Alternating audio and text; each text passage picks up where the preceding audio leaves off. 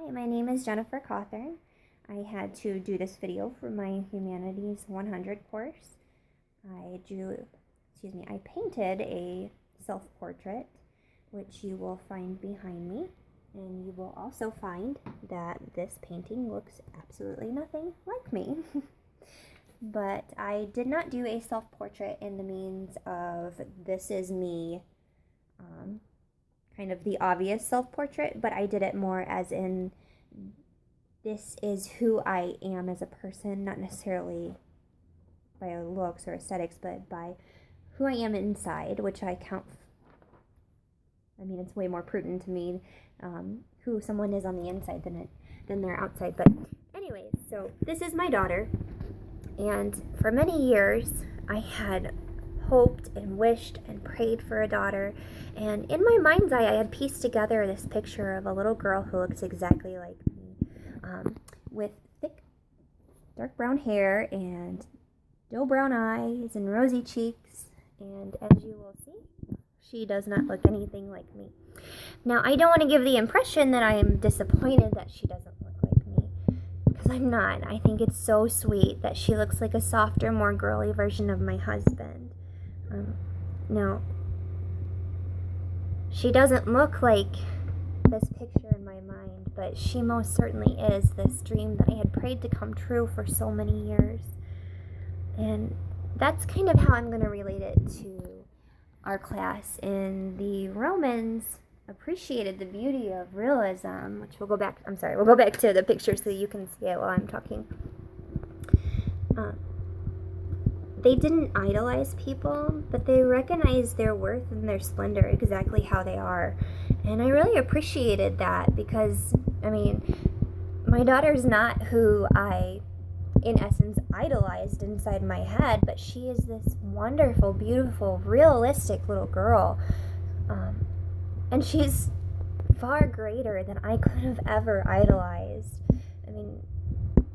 Just beautiful, inside and out.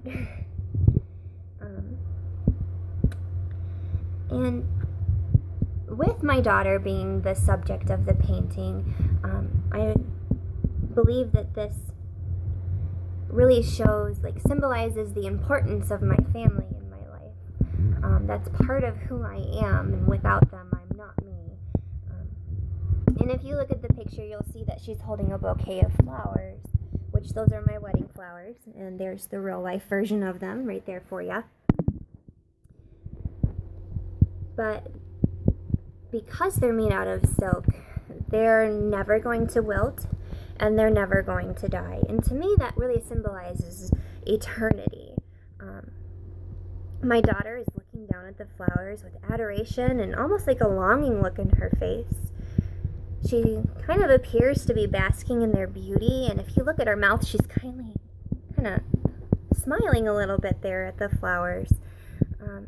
And to me, that symbolizes my faith.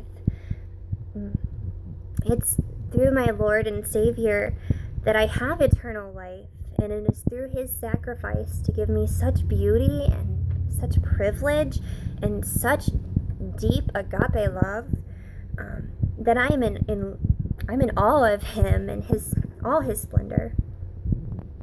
And if you look, you'll see the dress that my daughter's wearing.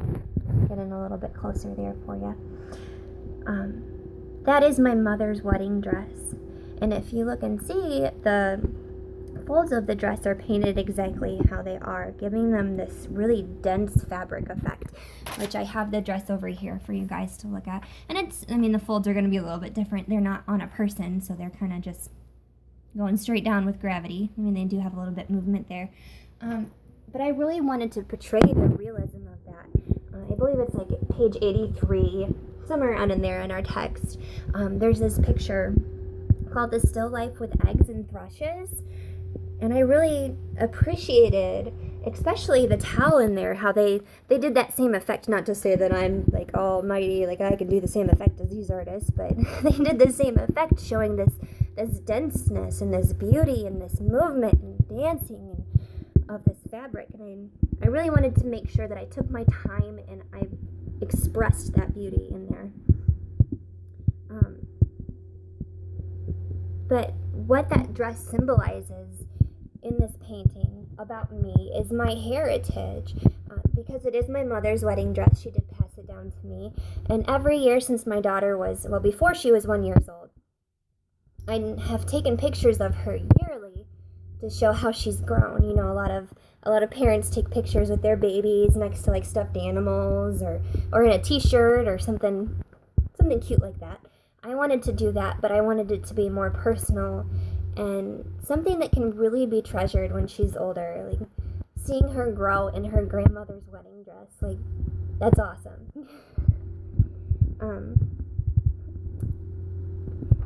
So you will also notice that this is not a solid 8.5 by 11 sheet of paper. It is cardstock, and it was cut previous to me painting this, which, yes, exactly what you were thinking. It was a pain in the tushy to paint each individual square, but there was a purpose for it. I wanted to see the process pieced together to kind of cleanse myself of this image that I had of my daughter previously, and not that I'm hung up on it or anything. I'm not.